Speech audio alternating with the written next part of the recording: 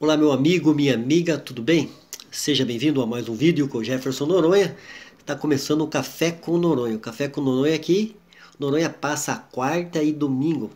Marque aí na sua agenda, toda quarta e todo domingo tem cafezinho com Noronha aqui nas redes sociais. E como não é diferente, sempre quando a gente está reunido aqui nas redes sociais, falando de Deus, da palavra de Deus, hoje o meu tema vai ser um tema importantíssimo. As pessoas dizem assim, o ser humano, né? Por que tanto problema, tanta luta, tanta crise? Por que, que o mundo é desse jeito? Por que, que a gente sofre? Por que tanta adversidade? E as pessoas às vezes não leem a Bíblia Sagrada, a palavra de Deus, que ali tem a resposta para toda a calamidade. Por que, que o planeta é assim? Por que, que a vida é assim? Então hoje eu vou falar do vírus mortal. Esse vírus é mortal, mas escute, existe uma vacina eficaz para ele. Esse vírus se chama o pecado. O pecado no grego, no original, que significa hamartia, errar o alvo. O pecado, como está escrito em Isaías, capítulo 59, versículo 2, fala que o nosso pecado e a nossa iniquidade faz separação entre nós e o nosso Deus. Daí a gente tomar ciência, saber o que é pecado, o que o pecado faz em nossas vidas e o que está acontecendo com a humanidade. Então, hoje eu vou estar falando no café sobre o pecado. Então, bom dia para você, meu amigo, bom dia para você, minha amiga. Espero que você tenha um dia abençoado na presença desse Deus lindo e maravilhoso. Que Deus possa abençoar grandemente a sua vida. A minha pergunta hoje no café é: como podemos resolver o problema do nosso pecado? Essa pergunta é para mim, essa pergunta é para você.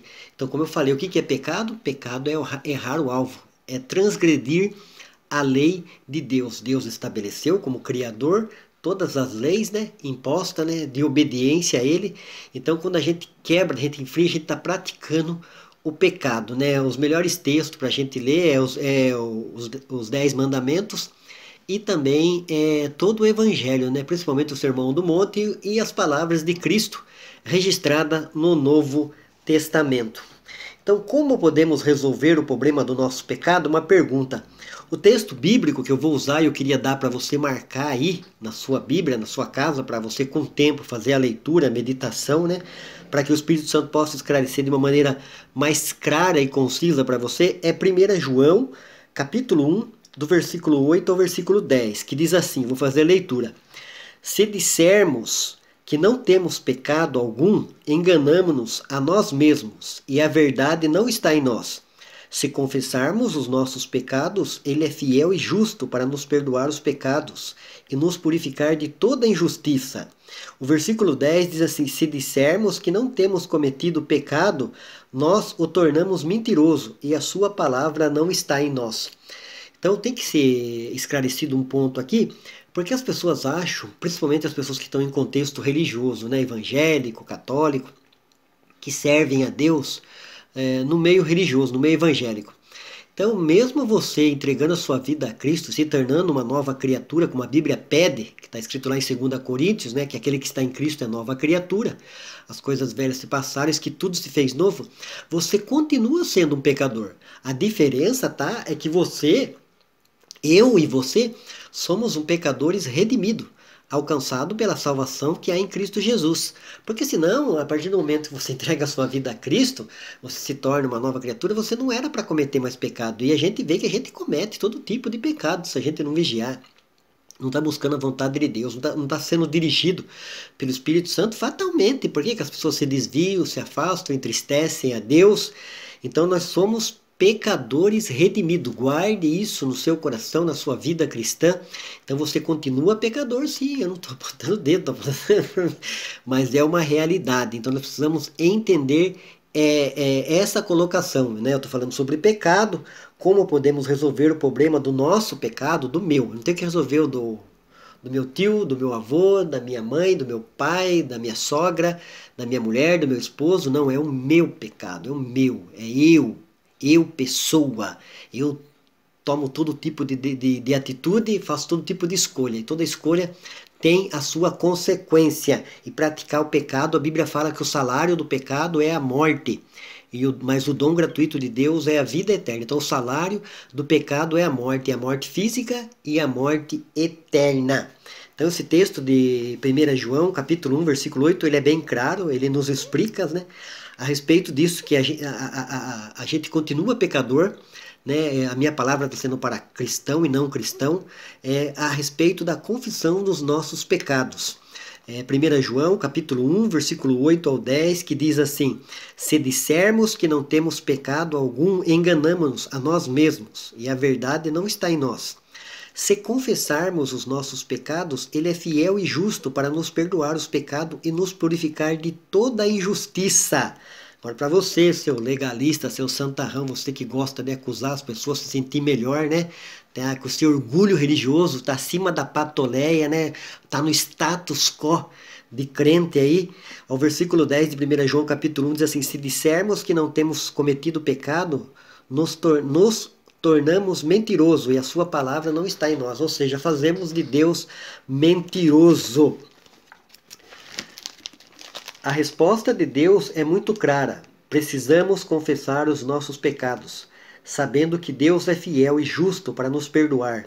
Confessar os pecados significa reconhecer que Deus tem razão em nos considerar culpados. Não adianta fugir. Deus deseja que cada um admita os seus pecados e aceite humildemente o fato de que Deus chama de pecado e de maldade o que temos praticado. Aí a pergunta: será que seremos sinceros em admitir a verdade? Nós temos que ser sinceros, nós temos que buscar a Deus. Deus nos contempla. A Bíblia diz que tudo está nu e patente diante dos olhos daquele com quem vamos dar conta. Então eu consigo esconder da minha mulher, eu consigo esconder dos meus filhos, eu consigo esconder dos meus amigos, eu consigo esconder dos meus vizinhos, mas de Deus ninguém esconde nada.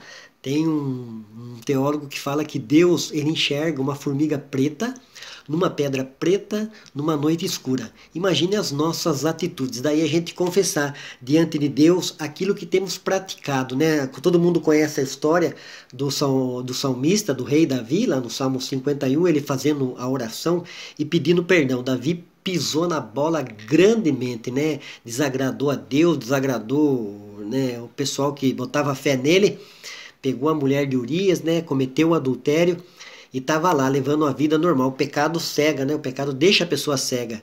Aí o profeta Natan foi lá diante dele, contou uma parábola para ele e falou o que tinha acontecido, né? E daí Davi reconheceu, caiu em prantos e humilhação. E no Salmo 51 está lá o registrado. O Salmo 51 é muito bonito. É o salmo que Davi está pedindo perdão, buscando a face de Deus, arrependido da tal prática que tinha cometido, né? Tinha, além de ter mandado matar Urias, que era um soldado fiel a ele, acabou praticando um adultério. Então Davi pisou na bola diante de Deus. Então Deus tem um dito que as pessoas falam, não está na Bíblia, né? Que Deus, ele ama o pecador, mas ele odeia o pecado. Mas é uma realidade, Deus nos ama. Lá em João 3,16 diz que Deus amou o mundo. Deus amou o mundo para salvar. Deus abomina a prática do pecado, porque o pecado, como eu falei em Isaías 59,2, nos separa de Deus. Deus, ele estende a mão através da salvação, da obra expiatória de Jesus Cristo na cruz do Calvário, para trazer o homem de volta para a sua presença, né? Para trazer para o jardim de Deus, para a presença de Deus, para o lugar de delícia. Então daí nós temos que nos arrepender e confessar diante de Deus. 1 João 2,1 diz assim: meus filhinhos, eu vos escrevo estas coisas para que não pequeis. Mas se alguém pecar, temos um advogado junto ao Pai, Jesus Cristo. Então, se não pequeis, fuja do pecado, né? Leve uma vida coerente, busque a vontade de Deus, Deus dentro de nós, morando no nosso coração, nos dirigindo, através do seu Espírito Santo e do conhecimento da palavra de Deus, vamos se achegar mais perto de Deus. Isso é santificação. Vamos estar fazendo a vontade de Deus, buscando a Deus verdadeiramente em espírito e em verdade, procurar fazer a vontade de Deus, mesmo no mundo difícil, no mundo caído, no mundo de pecado, de iniquidade. Vamos, Jesus falou que nós somos a luz do mundo e o sal da terra. O cristão, ele tem, essa a diferença. Ele não tem que ser melhor, ele não tem que ter casa melhor, carro melhor, vida social melhor. Ele tem que fazer a diferença como? tendo uma vida coerente, consistente, sendo íntegro, tendo uma índole pautada dentro da palavra de Deus. Como eu falei aqui no começo, nós somos pecadores ainda. Somos pecadores redimidos, alcançados por essa maravilhosa salvação que existe na pessoa de Jesus. Está aí a nossa prática, a nossa devoção, a nossa vida cristã de confissão de pecado, de buscar a face de Deus. Ninguém está isento, né? O cristão, ele quando tem o Espírito Santo agindo dentro dele, na vida dele, a Bíblia fala, o apóstolo Paulo fala que o pecado não terá domínio sobre as nossas vidas. Mas se viermos praticar o pecado, desagradar a Deus, né, sair da vontade e do propósito de Deus, vamos cair em si, se arrepender, ter uma metanoia, né, um arrependimento, uma mudança de mente, e está buscando esse Deus glorioso, maravilhoso. Se você voltar no texto aqui de 1 João 1, João fala assim, filhinhos, se nós andarmos na luz, como ele na luz está, e tivermos comunhão uns com os outros, a Bíblia diz que o sangue de Jesus nos purifica, escute, de todo pecado, meu amigo, de todo pecado, minha amiga, é isso, Deus purifica, o sangue de Jesus nos purifica de todo pecado. Pecado é um vírus mortal. O pecado, ele trouxe desobediência, maldição, toda essa mazela, toda essa desgraça que você vê no planeta. O culpado é o pecado que entrou na vida do primeiro casal que Deus colocou aqui nesse planeta e trouxe, né, essa desordem, esse efeito dominó sobre toda a humanidade. Mas a Bíblia diz que como que através de um homem entrou o pecado e a desobediência, através de um homem entrou a salvação e a vida eterna. Este homem é Jesus Cristo. 1 Timóteo 2,5, né? Fala que nós há um só Deus e um só mediador entre Deus e os homens. Esse mediador que media a nossa causa, a nossa vida e o nosso pecado se chama Jesus Cristo e é esse advogado aqui. 1 João capítulo 2 diz no seu versículo 1, meus filhinhos, não vos escrevo estas coisas para que não pequeis. Né? Mas se alguém pecar, temos um advogado junto ao Pai, Jesus Cristo justo. Você sabe que advogado é aquele que advoga a nossa causa.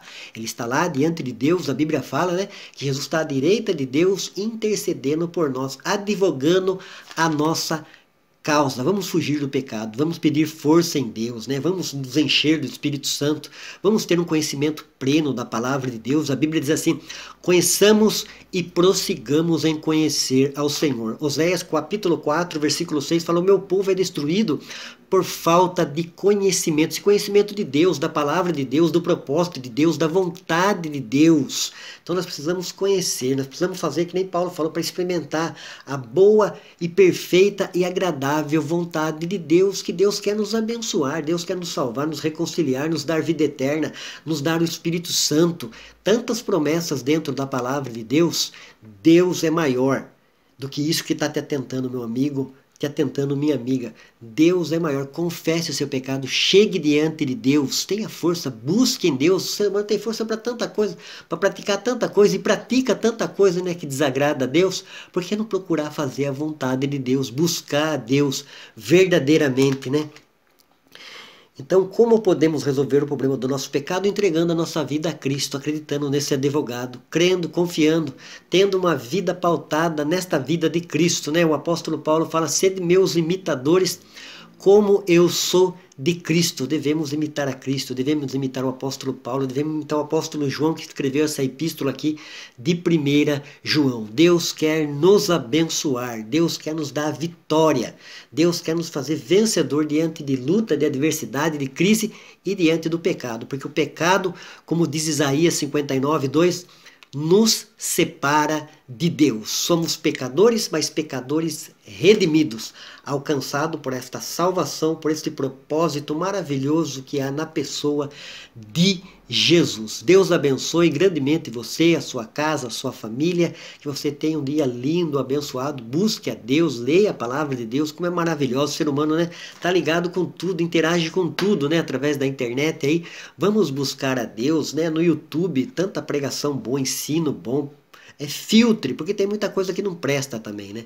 Mas tem muita coisa boa também, homens e mulheres de Deus, com esse propósito de ensinar a palavra de Deus, esse propósito que Deus colocou no meu coração aqui, trazendo sempre, toda quarta-feira e todo domingo, o Café com Noronha, com ensinamento teológico, ensinamento filosófico, ensinamento científico, com uma palavra apologética, né? Trazendo um argumento dentro da palavra de Deus. Deus abençoe, fique com Deus. Ó, beijo no coração do Jefferson Noronha. Leia a sua Bíblia, leia 1 João, capítulo 1 e capítulo 2. Tenho certeza plenamente no meu coração que Deus vai esclarecer melhor aí essa caminhada cristã que eu e você estamos levando na presença de Deus. Tchau, Deus abençoe.